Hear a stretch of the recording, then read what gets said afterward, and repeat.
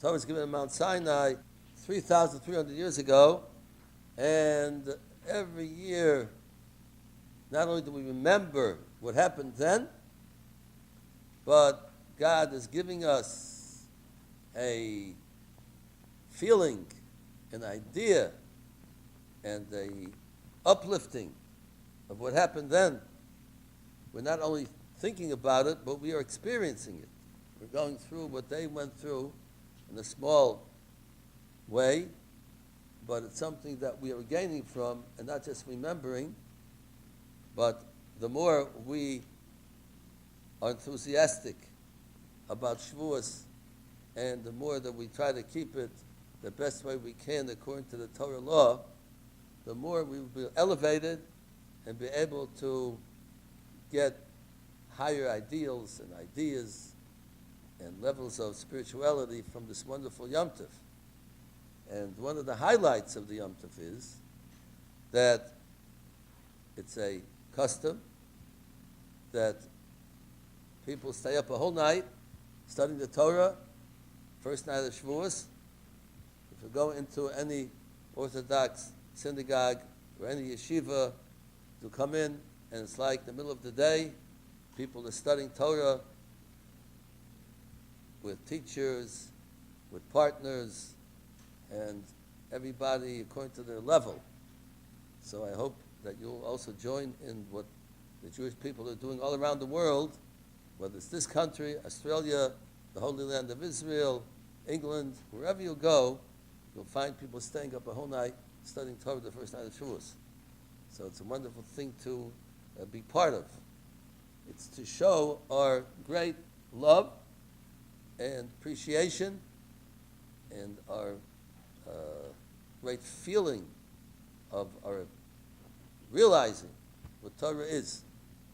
And there's no better way to show that appreciation and our esteem for Torah is by studying diligently. That's how we show our appreciation for the Torah. So I think since we're going to start off our program tonight with, and the whole discussion will be about the Torah, getting ready for this great momentous occasion of Shavuos coming up, we'll call on our wonderful artists over here to get us started with the traditional Shehecheyanu, that we thank God that we were able to live. He kept us alive. We started counting the days from the second night of Pesach, and we're counting tonight. We're starting the 7th week. Tonight will be 43 days, which are 6 weeks and 1 day to the Omer. We're going to transition from Yesod, what we supposed to said this week, we're supposed to work on our thoughts, to purify our minds and our thoughts, and now we're going into Malchus to pray to God that He should show His kingdom to the world. People should recognize that He's the King, that He's the Creator, He's our Master, and we concentrate on this last week leading up to Shavuos, which He showed Himself, revealed Himself on Mount Sinai. The whole world saw that God is the only one, the only power in the world, the Creator, and He is the one who we have to pray to and look up to and realize that we're His people, His children. So this is the last week before Shavuos. We're starting tonight, and we're thanking God that we're still alive. He kept us alive. That's what's going to Shehecheyanu, and we're going into the great holiday of Shavuos. Take it away, artists.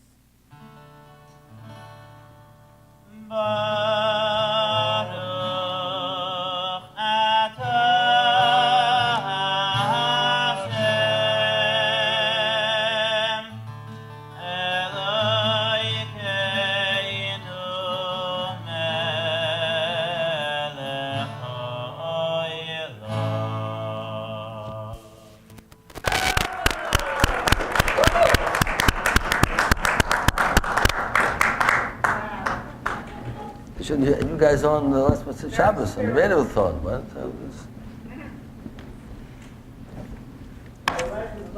Well, he chickened out.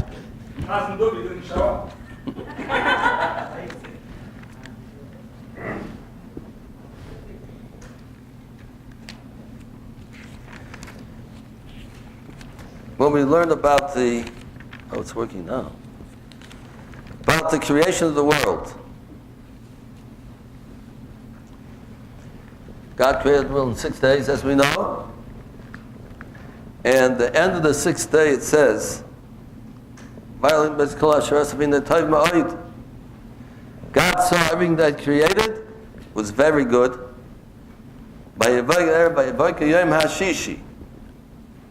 was evening and it was morning, the 6th day. Ha-shishi. If you know diktuk in Hebrew, hey, it's called hey hayadiyah. The 6th day. All the other, it doesn't say what the hey, it says first day, second day, third day, fourth or fifth day. It doesn't say the 5th day, the 4th day. But comes to the 6th day, ha-shishi. The 6th day. That's what we say on our Kiddush every Friday night. And then, the 6th day, everything, the heavens and the earth were finished. What's hashishi? So we have here on our glossary sheet,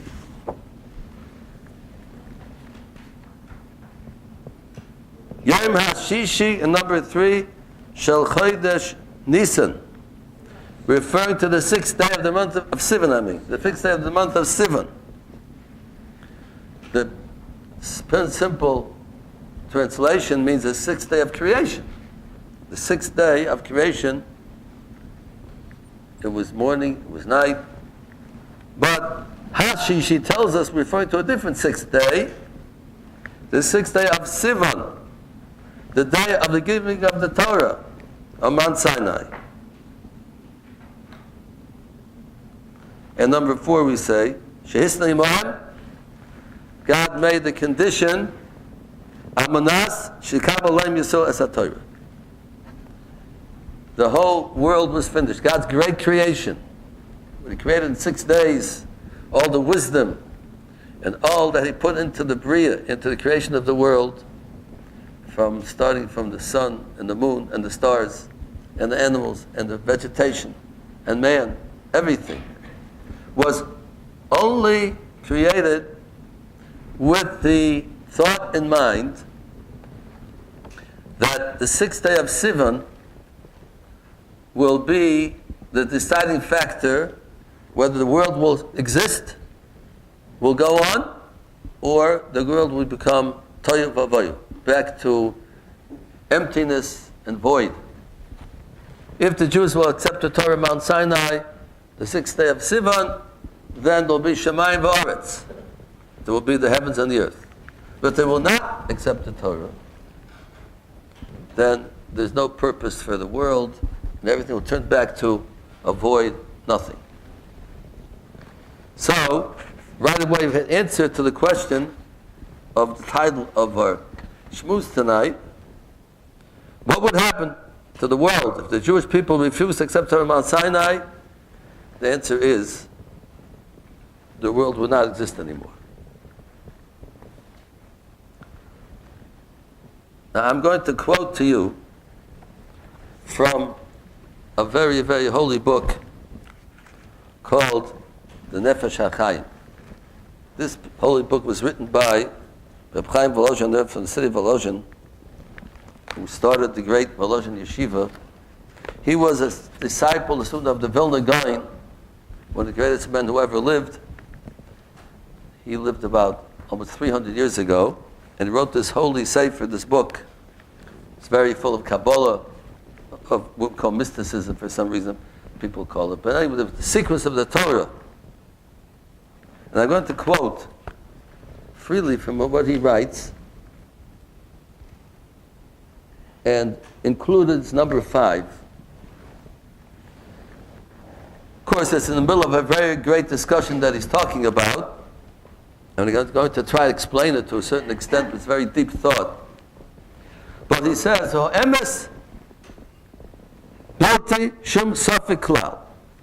The truth of the matter is, without any doubt, something that the world doesn't realize. People don't realize what he's going to say now. Shemhoya ha'adam kulai mikotza ad kotzeyu poni chas v'shalom af rega echad. If the whole world would be void, empty, from the study of the Torah.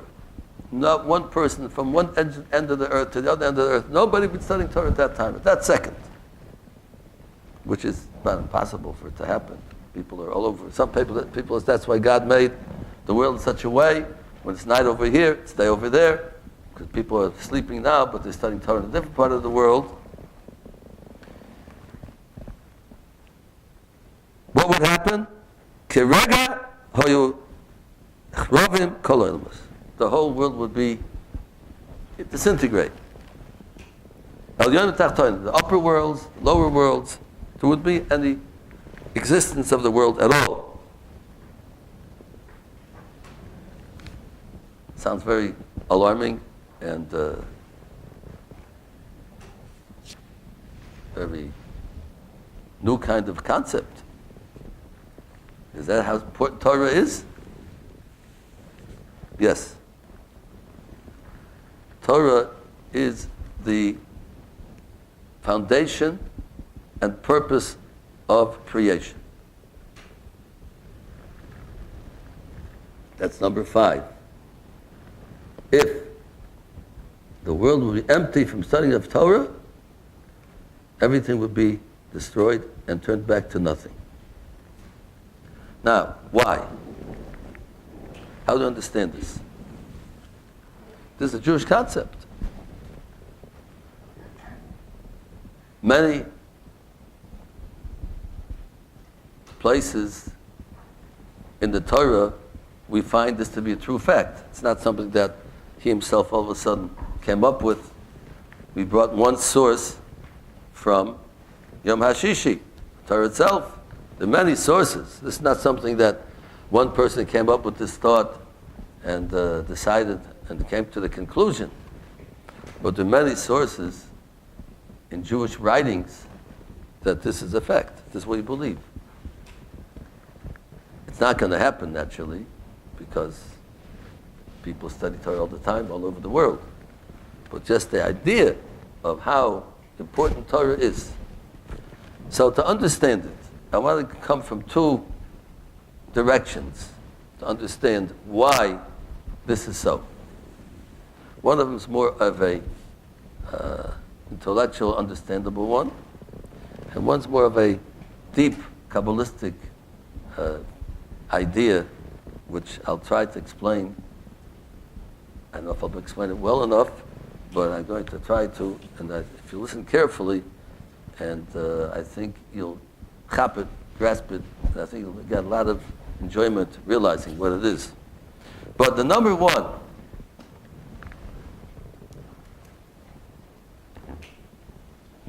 we have to go back to the purpose of creation. Why did God create the world? God is the wisest of all. He doesn't do anything for no reason. He created the world. He must have a very deep reason for it. Sometimes we look around, we can't understand it. The world seems to be so difficult to understand, such turmoil going on. Pain and suffering. Children being sick. This is God's world. God's supposed to be perfect. Why is this happening? We've had this question brought up here all the time, people asking questions. And what's the end of it all? People die. Nobody lives forever. Well, almost nobody lives forever. A few great people live forever, but very, very few people live forever. So what's it all about?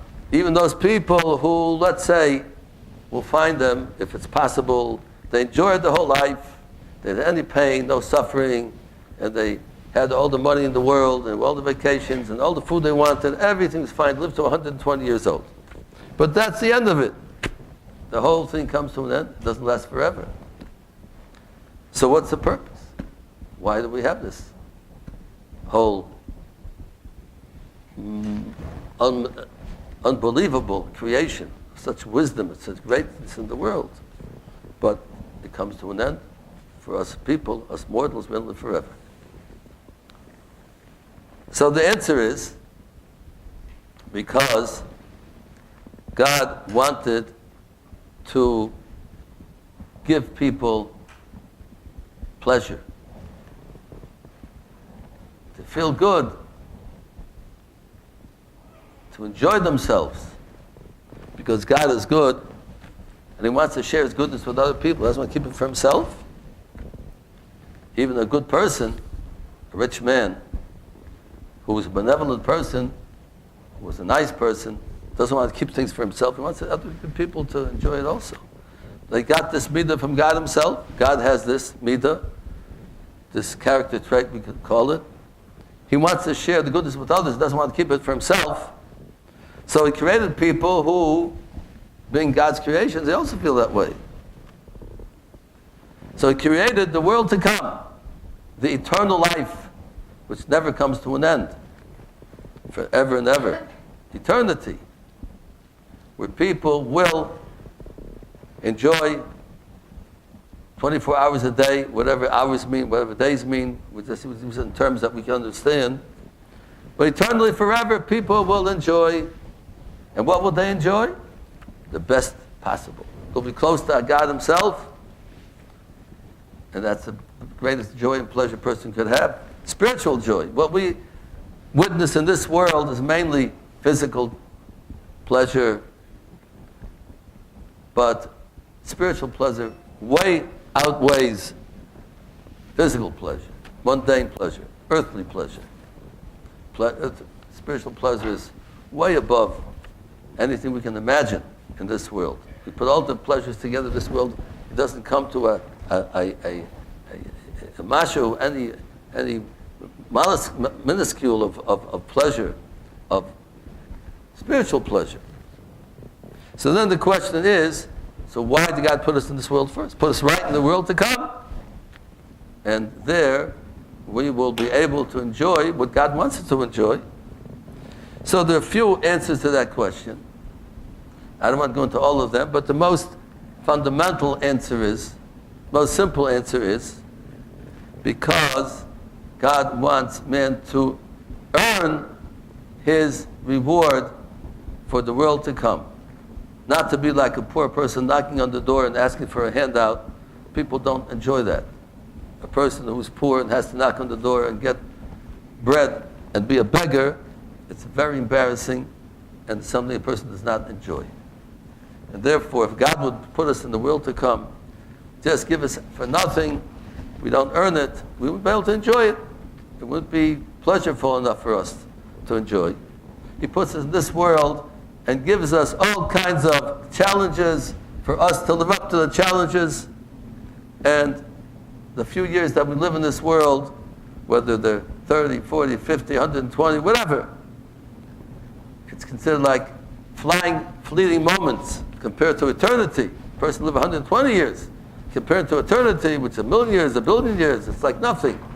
So the short time we live in this world, God wants us to earn our reward and pleasure for the world to come.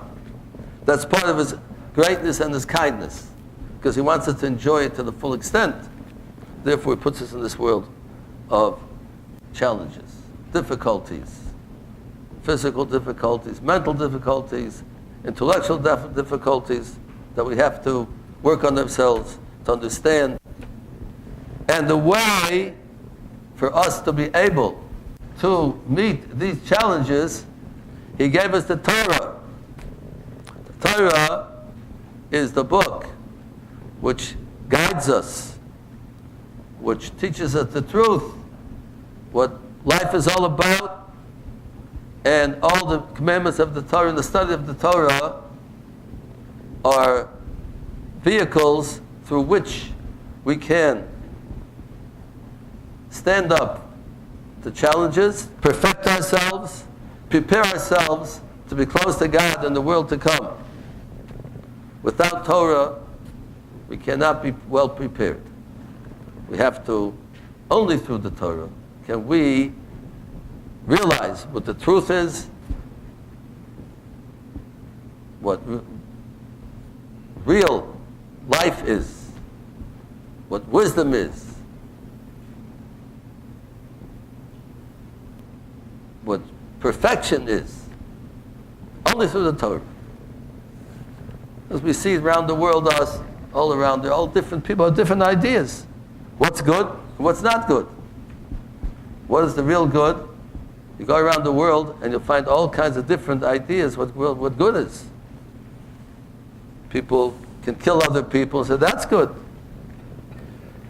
Hitler can want to destroy all the Jews, say, that's good.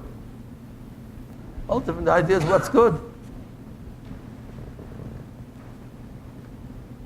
We'll never know what real good is unless we study the Torah. Because God, He knows what goodness really is.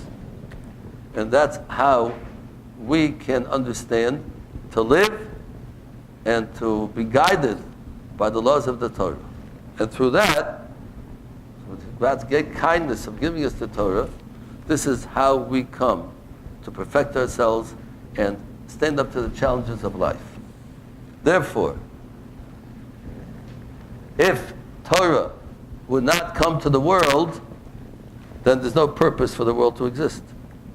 Because the whole purpose of the world to exist is by people to study Torah, to fulfill the commandments of the Torah, through which they will come to the world to come. That's why God put us in this world, for us to have the opportunity to understand Him, understand what's right and what's wrong, to understand what's perfection. And that's how we come to the world to come. That's the whole purpose of it. If we don't have the Torah to show us, to guide us, then what are we doing here? There's no purpose to live, no purpose for the world to exist.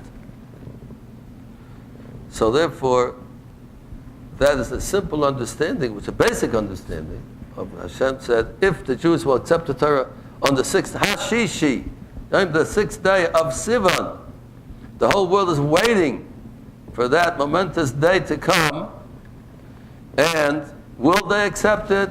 And the world will have a purpose and reason to exist. Will they not accept it? And there's no purpose for the world to exist anymore. And God will turn them back into Torah Vavaya. There's no purpose for life. Now you might go around asking people, what is life all about? What are we doing here? Most people don't have any answer for it. They don't want to think about it. Because they start thinking about it, they start getting scared. Maybe they're not living right. What's the purpose? You believe in God, yeah, somebody? Some people say no, some people say yes. So if you believe in God, why did He create the world for? I don't know. Good question. People don't realize. They don't think. They want to think. They're so busy, most people, with the day-to-day, running after worldly things, making money, and having pleasures of this world. They have no time to think of what the purpose of life is all about. Sometimes people, when they get sick, chas v'sholem, and lay in the hospital, then all of a sudden, they start thinking about, what am I doing here? What's going on? They have time to think. And they start saying, what's the world all about? They see, what is a man altogether? How long can a person live? How can a person be sure about his life? How healthy he's going to be? We don't know.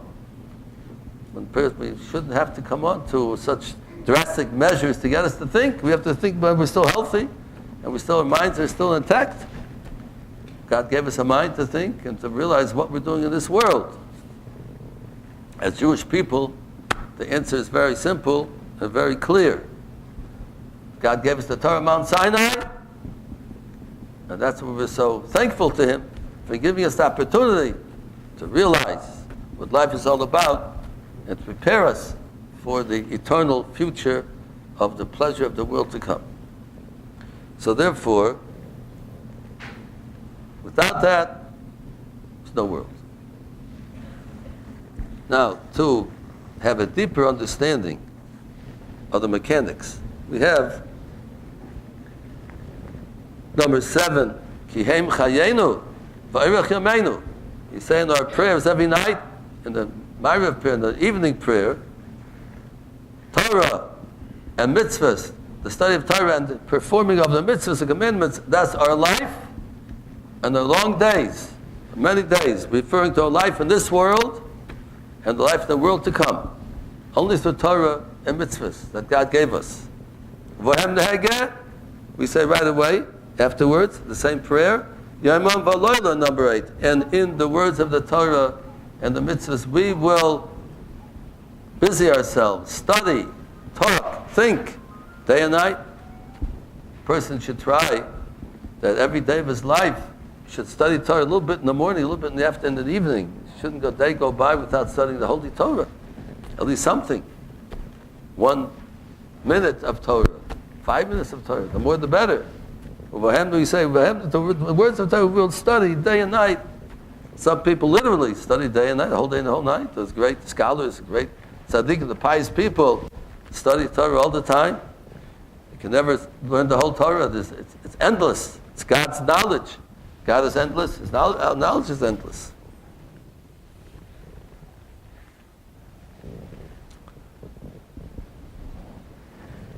Now this is the concept I want to try to explore now. But I think we come now chai v'kayim, alive.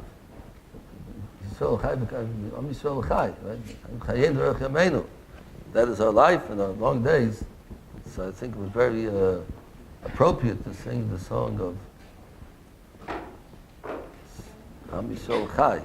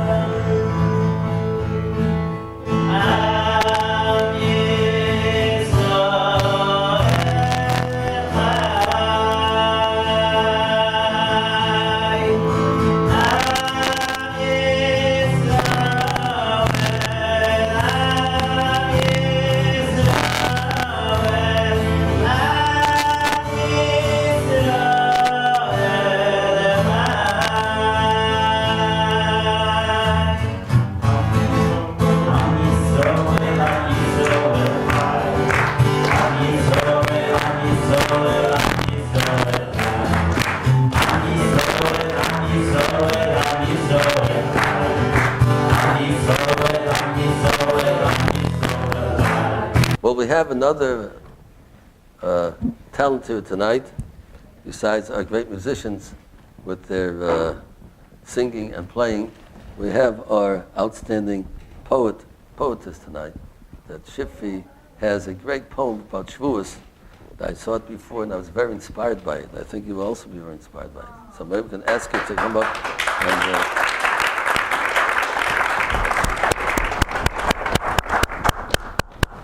Shavuos, a holiday of joy and elevation, rejoicing in the purpose of our creation. When God gave us the Torah, very essence of our being, its shining beauty and goodness, forever unceasing. The giving of the Torah so holy needed preparation beforehand. The Jews did so for 3 days in the desert sand. Today we have 49 days of the Omer to prepare for the day we receive the Torah, so precious and dear. God offered the Torah to all of the nations. Each one declined upon hearing its many applications. God then offered this gift to his nation so special and rare. Without a question, we promised to the Torah we'd adhere.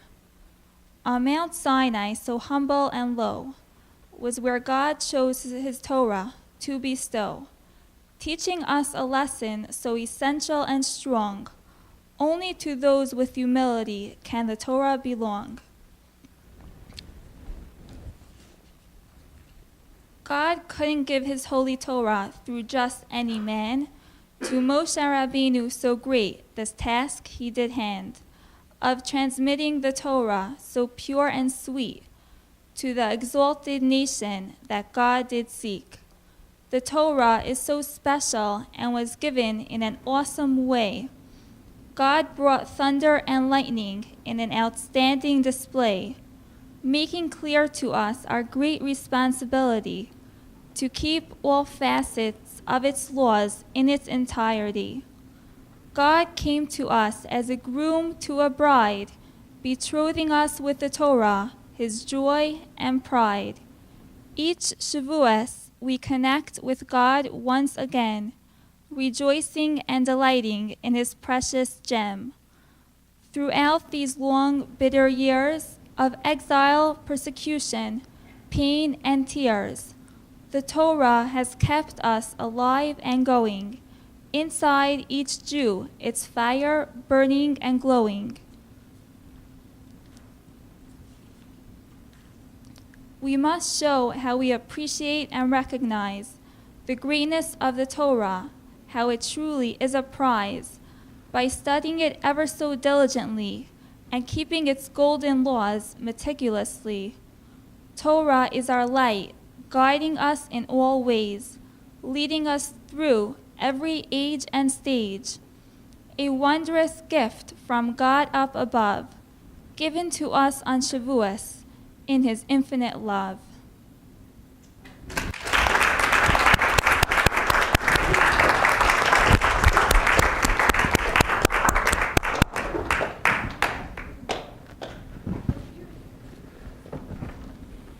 Thank you, Shifra. Very moving and uplifting poem. So, what are we take questions now? Okay. Those we have questions on? Rabbi, you explained why God created this world. So I know you mentioned in the past that God said that the nation of Israel is going to be as plentiful as the stars. Why did God create the stars, the planets? What's the Torah's view of that and life on the planets? Well, what we're told that the stars actually, it's connected to what I wanted to speak about. I don't know if we get a chance to talk about it tonight, this whole concept I want to talk about, but putting it concisely and shortly, that God gives over the life of this world through intermediators, but not that they have any power themselves. He starts from God, who's totally abstract, and through angels, he gives this life to the world, which comes down through angels, higher above angels, lower angels, through different worlds, we call them, through different, through the stars finally, the planets, until it comes down to this earth. So God doesn't give it directly to the earth. He's too abstract for us to accept it. So through, called Hishtalshel, it's like a chain reaction. It's like a chain, a long chain, that he makes a chain up there, moves it, and the chain, little by little, it vibrates through. And each link in the chain is a different level of holiness, of angels, of come to the stars, and finally into this world. So that's one of the main purposes of God created planets and stars. And again, I have to make very emphatically say that the stars don't have any power in themselves. Only God works through them. They can't do anything by themselves. This is what, years ago, we brought the Rambam, how people started idol worship, because they started thinking the stars themselves have power, angels have power, and they make a big mistake. They have no power in themselves, but God works through them, it's like a chain. If he's making it, it starts the action of a chain all the way above, and only the power of the chain, only but the person who is making it, moving it above, they get the power from that. Themselves, they can do anything. So that is a partial and very important reason of stars and planets. Does the Torah comment on exploring planets outside of our own? Is there any type of guidance there? No, we're not. We have no question. There's no life on planets. God's life is in this world. Only here. and the purpose of here, and that's we concentrate on things way above the stars. We study things of the Sefer that I'm talking about. This Holy Sefer talks about things way above the stars, about angels and spiritual beings. The stars are considered part of this world, part of the mundane earthly world, stars and planets. But there's other worlds, we call them, that are way above spiritual worlds that we study much more in detail than the stars. Thank you. Okay, an online question from somebody who wants to remain anonymous. They go to a lot of weddings, and they notice that it's a woman, and she goes to a lot of weddings. She noticed that women generally dress in dark colors. Is there a reason for that? Is there, the Torah say it's more modest, or is it just a fashion issue?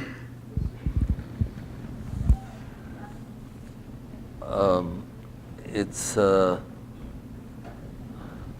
hard question to answer, but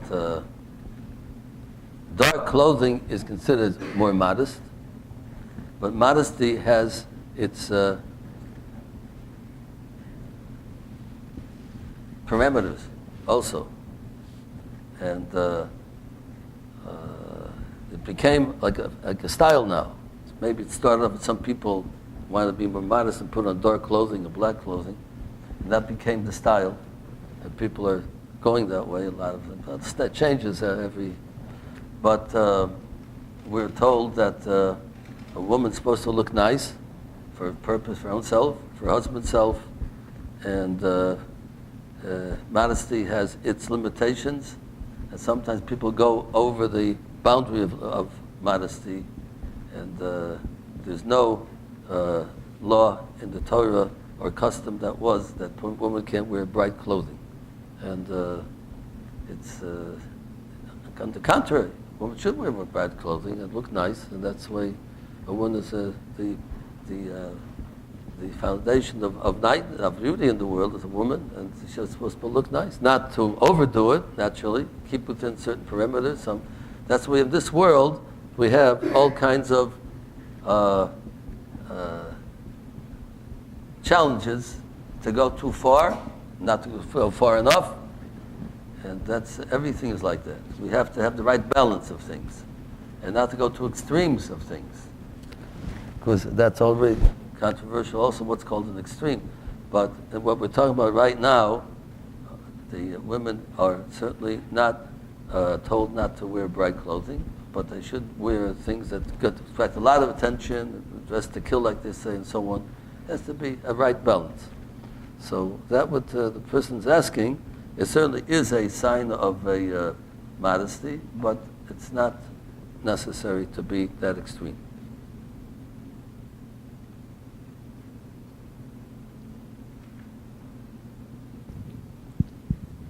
By why most of the holidays it's Is it working, the microphone?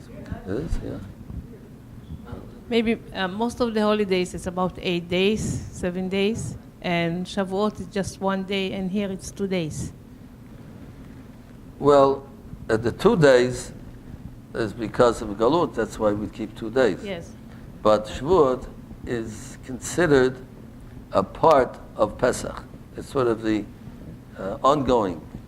The great Ramban tells us that the days between Pesach and Shavuot are like Chol HaMoed that Pesach itself and Sukkot has. So it's considered like the last day of Pesach. It's called like Shavuot because we have a continuation. We count the Omer starting from Pesach until Shavuot. It's considered like almost like one holiday because the whole purpose of going out of Egypt was to take the Torah Mount Sinai. That's why God took us out of Egypt. So it wouldn't be for getting the Torah, the whole Exodus would be for no purpose, not much of a purpose. So, therefore, the climax of going out of Egypt is considered Shavuos, that we accepted the Torah Mount Sinai. So it's all one long holiday. Thank you.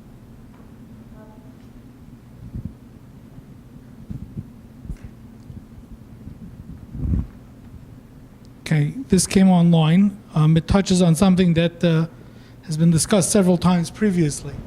We find that Moshe Rabbeinu refers to the God of his fathers in Shemos. In other words, Elokei Avi V'Arom Menhu, and he calls his son Eliezer Ki Elokei Avi Be'ezri. He refers to his father's God. But the Torah, it seems that we learn out in Devarim, where it says that we follow the mother for Judaism. Why is the fellow is asking why we don't learn from that it follows the father?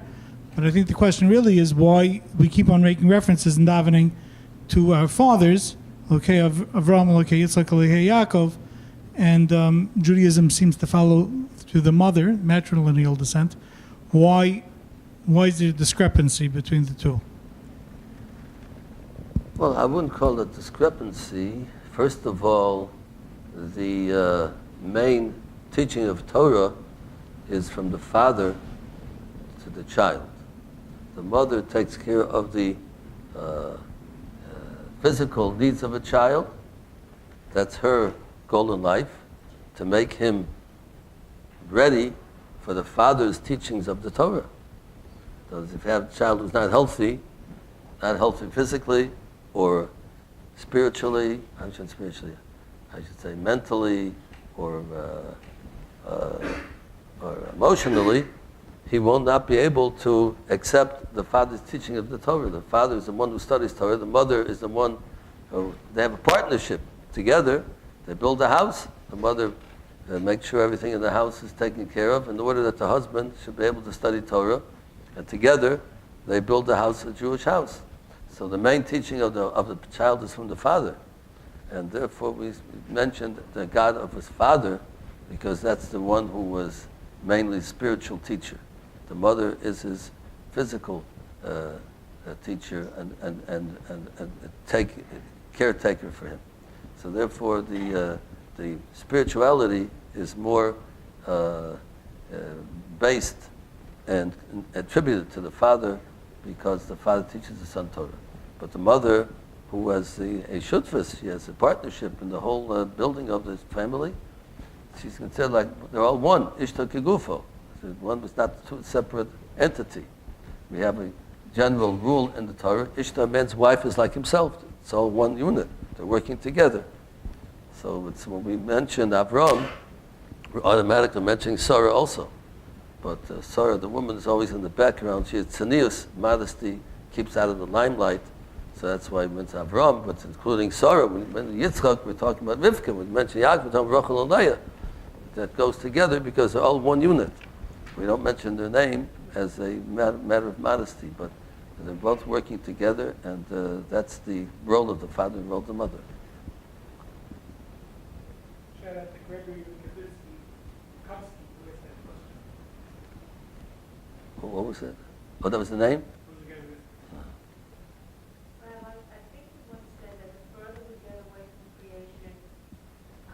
From Sinai. Okay, let's hear the end of the question. I didn't see what you said. Yeah. Before we get that what? Before we get away.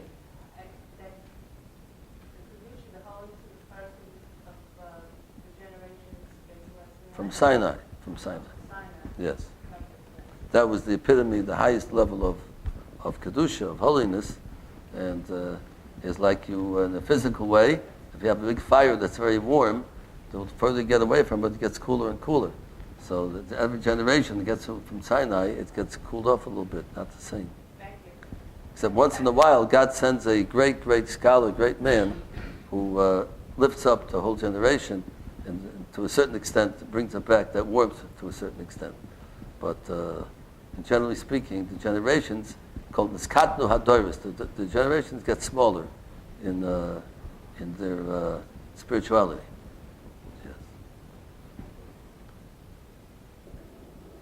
We have a question. To what extent should a parent have a child help out at home?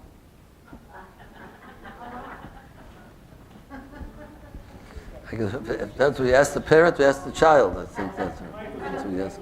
You're asking me. To what extent should a parent have a child help out at home? Well, they definitely should have them help at home. Besides the practical aspect of it, I mean, you need help, but it's very good chinuch. The child to realize not to be spoiled and everything on a silver plate, and nothing is, it doesn't have to help. It's for the part of the chinuch of a child, the upbringing and training of a child to help and to be a person who will be benevolent and be not live for himself but live for others. So it's important for parents to get a child help and themselves and help other people, help neighbors, help relatives, and help people who need help. That's part of the chinuch of the parent should train the child. But it should not be done, again, there has to be a balance. Some parents get too carried away and they start expecting the children to do all kinds of things beyond what the call of duty is and more than the child is appreciating. And sometimes it causes a rebellion from a child if you overdo it and push the child too much. So it has to be the right kind of balance. It definitely has to be part of the Jewish home. The children have to learn to be chesed, to do kindness and help out and feel responsibility. And it's all part of growing up, but not to the extent where they'll resent it and rebel against it. Then you have to lay off and have the right balance. Any other questions in the room?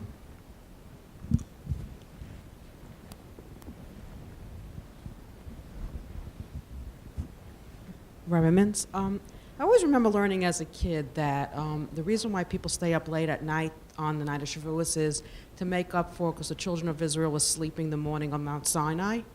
So it was like, but then I recently heard a commentary that someone said that the reason why they were sleeping is because they felt that they were going to see the revelation like in a sleep-like state, because only Moshe really received like Nevuah face-to-face. So they thought that there was, so I wanted to know if Rabbi Mintz could clarify that. Like, why were the children of Israel sleeping? Did they oversleep, or were they trying to receive the revelation through sleep? We have to understand who we're talking about over here. I mentioned before the reason why we stay up is to show the chavivus and the love we have for Torah, and therefore we give up a night's sleep to show our gratefulness to God and how we have the high esteem for Torah.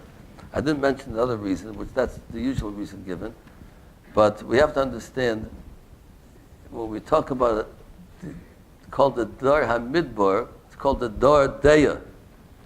The generation who lived in the desert, who went through the desert for those 40 years, called the Dar, the generation of knowledge. They were the greatest people, We're talking about they overslept. We're not talking about somebody sleeping all of a sudden, hey, the alarm comes, hey, we got to go to Mount Sinai, everybody get up. There wasn't anything like that at all. We're talking about one minuscule of maybe something that they, according to their greatness, they were so great that they were not fastidious enough and quick enough to go to Mount Sinai. According to their greatness, something if we did that today wouldn't even be noticed. Wouldn't even have any reason in the world for anybody to think we did the wrong thing. For us, we're not great enough to be able to take us to task for such a minuscule thing that maybe they slept for maybe a fraction of a second, that they weren't fast enough in getting up. So according to their greatness and according to the great things what's going to happen to them, the great of giving the Torah, there's something there that wasn't like it should have been. And but we shouldn't think about it. They were sleeping, didn't get up, and let's not look at them like that. They were great people, and they were up, and they were there, and they were ready, and they were enthusiastic. There was something lights missing that not even it's off the radar. We wouldn't even be able to notice it. But only God noticed it, because He notices such. He's so perfect. He demands perfection. But let's not think that in the way that we think about. We're supposed to get up to prayers that morning. We overslept. The alarm didn't go off. We turned it off and back to sleep. Put it on snooze. Whatever it is. Let's not look at it like that. We're talking about people in the Midbar, the greatest people who lived. There were people, and they saw the miracles of God in Egypt. They saw the splitting of the Red Sea. They saw the giving of the Torah Mount Sinai. These were great people. So we can't look at them the way we look at ourselves, the way we conduct ourselves. Our weaknesses are not the same weaknesses that they had. But what you're saying now about this person, I don't know where it's taken from. It's a little hard for me to accept that, because they were the ones who demanded that God come to them. Originally, God said, I'll give the Torah to Moshe Rabbeinu, I'll speak to him, and you'll watch me speak to him, so you'll know that it's true. There's no question that Moshe Rabbeinu spoke to God, God spoke to him, and gave the Torah to him. The original plan was, God will appear to Moshe Rabbeinu in front of all the Jewish people, and give him the Torah, and then he'll give it to the Jewish people. And the Jewish people said, no, we want God to speak directly to us. Our will is that our king should speak to us. They're the ones who demanded God speak to them. Now you tell me they wanted to sleep and get an nevuah through sleeping. I don't believe. I never heard such a thing. Doesn't register in my mind that's what happened. I'm saying because they're supposed to be one that didn't want to sleep. You're saying they wanted to sleep in order for God to prepare them to sleep, but they didn't want to sleep. They wanted to get up. But one minuscule, I'm talking to adults. They tell the kids, you say it one way. They tell to adults, you say it a different way. It's the same idea. But we have to understand when we say they slept, it means maybe a fraction of a second of what they should have been quicker in what they were doing. It was something for their greatness. God took them to task. You should have been a little bit, for your greatness, I expect more from you. But it's not in the way that we, as children, as we grow up and become adults, we have to understand things more deeply and more efficiently. That wasn't just people sleeping, overslept. That wasn't the case. It has to do with that, but according to their greatness and their level, it was. Not according to our level.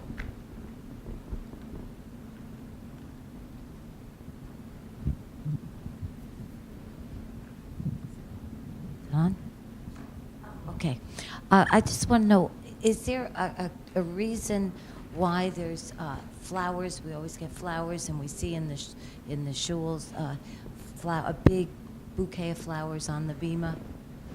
Well, it's interesting that the Jewish people used to take trees into their house. And when the non-Jewish people have trees on their holiday, it was taken from the Jewish people, because we used to take trees on Shavuos into the house. Like most of the things that they do is taken from us naturally. Palm Sunday, it's from the Lulav, except they got mixed up because it's supposed to be Sukkot, not Pesach, it's not Palm Sunday. But all their baptizing has to do with the mikveh. I mean, everything that they do is taken from the Jewish people. So trees, we used to be taken into the house on Shavuos. We used to take trees into the house. The reason for that is because the holiday of Shavuos, we told that there is a mishpat, a judgment. We look at Rosh Hashanah as the day of judgment.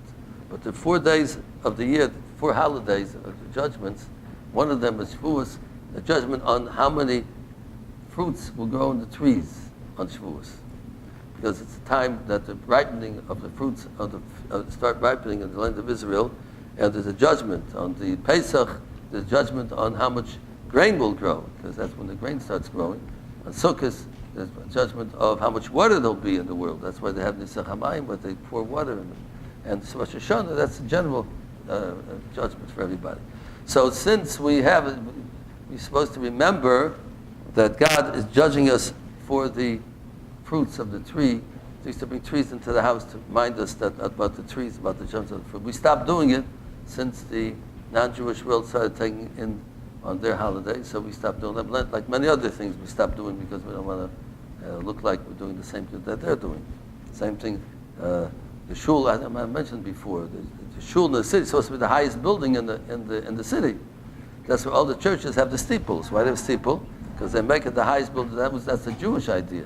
That every shul was the highest, but they started doing it, and so we stopped doing it. But those type of things. But the flowers and the plants, they represent, because near Mount Sinai was in the desert, Mount Sinai, but there was vegetation that grew around Mount Sinai. There was like a miracle.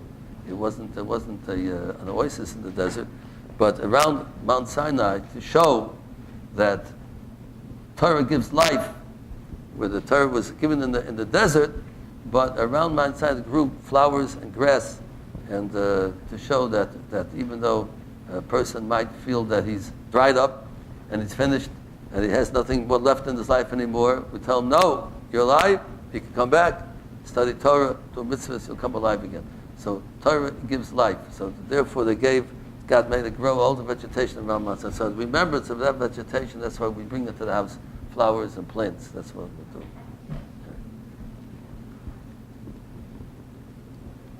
Any other questions?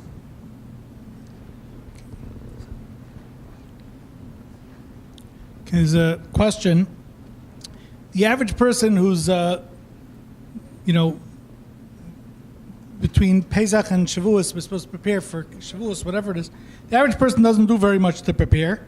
The what? The average person doesn't do much to prepare, or they're not so observant. How should they go into Shavuos? What should be their attitude? The person who's not so observant, how should they go into Shavuos, and how does Shavuos relate to them? How do they relate to Shavuos? Well, it says a question of a wise man is a half of an answer. They should get on the horse and start doing something. It sounds like they know he's supposed to do something. So I would advise them to take one of the books that talks about elevating ourselves. And now it's 1 week before. We had 7 weeks to work. The last week is now upon us. So try to do something. Get online and go on Oorah and hear some good speeches, or Sameach, or Esha Torah. There's so many good Torah studies online. Or go to your local rabbi and hear a speech that he gives. Take out a good book. And there's so many good books on Judaism and all different topics in order to prepare. It says, like the person knows he's supposed to prepare, but they haven't done it. So do it. Understand what are you supposed to do? You have that's still another week left. Torah was given for everybody, for every Jew. How should a person like that prepare? Everybody according to their level of understanding to do something to prepare. So I don't exactly understand what the problem is. The person realizes he's supposed to do something. Well, a lot of people don't even realize. You ask them, what's Shavuos about? Shavuos? Some people don't even know what Shavuos, never heard of Shavuos. So our great dismay and a great concern, a great pain. So you talk about Pesach, Sukkot. They used to see, we used to see down the street somebody made that funny looking building on Shavuos. Who heard about Shavuos? Cheesecake. Oh, cheesecake. Yeah, cheesecake. And blintzes. Then they remember something about what they did. But to our great pain, many people don't even know what Shavuos is all about. So it's something that's it for the Jewish people. Shavuos, Torah. That's Pesach. That's Sukkot. That's everything. Torah. But since it doesn't have that stay up all night and study, they're not holy by a lot of people. It's hard to stay up all night. But it's something that we got to try to get the word out, and people should realize that the Shavuos is just as important as any of Pesach or Shavuos or Hanukkah or Purim. It's just as important. Rabbi, at the radiothon that Oorah had Saturday, I noticed that there was one room for the women to answer phones and then another room for the men to answer phones. Yes. Why were they separated it's like a business, and men and women work together, but why were they separate answering the phones? Well, they have that separation every day of the year, that they have one place where women work and one place where men work, and that's even though many things they have meetings together or emails together and send to each other, but as God-fearing traditional Jews, we separate men and women because we don't want the togetherness to make any problems between them, but getting too close to each other and talking too much to each other and so on. Because we realize that men are men and women are women, and we don't want. I understand the separation, but they were working, and well, while you're working together in a store, you'll see women sales. Yeah, well, it depends on the circumstances. But here, where it's possible to separate, so we separate. There's no a law against it, but as human beings realizing the weaknesses of man, we try to separate men and women. That there shouldn't be too much. Of every day coming together, day after day, a whole day together. Some people get too friendly with each other, and it causes problems. We know plenty of problems come from people working in the workforce. We know unfortunately, how many marriages are broken up from the workforce. People are from their offices and they get close together. We know how many pain and sorrow causes men and women together the whole day, and they start being too close to each other. And families are broken up and the hearts are broken because they are together. And therefore we stick to the old ways. In the old times it was like that also, even by the non-Jews. If you look on the old ferries, I don't have them around anymore. I first came to Staten Island. Men, women on the ferry boat, they were separate. Men and women separate on the ferries. Public schools, boys, girls. It was recognized. And the workforce also, they used to separate them too. But today everything we have on a sick society today, all the terrible things are happening. So people don't want to recognize that and don't want to recognize their weaknesses, so they chalk it up to modern, all kinds of words. But a lot of difficult, bad things are happening with the mixture of men and women together. That's the Torah tries to keep it away.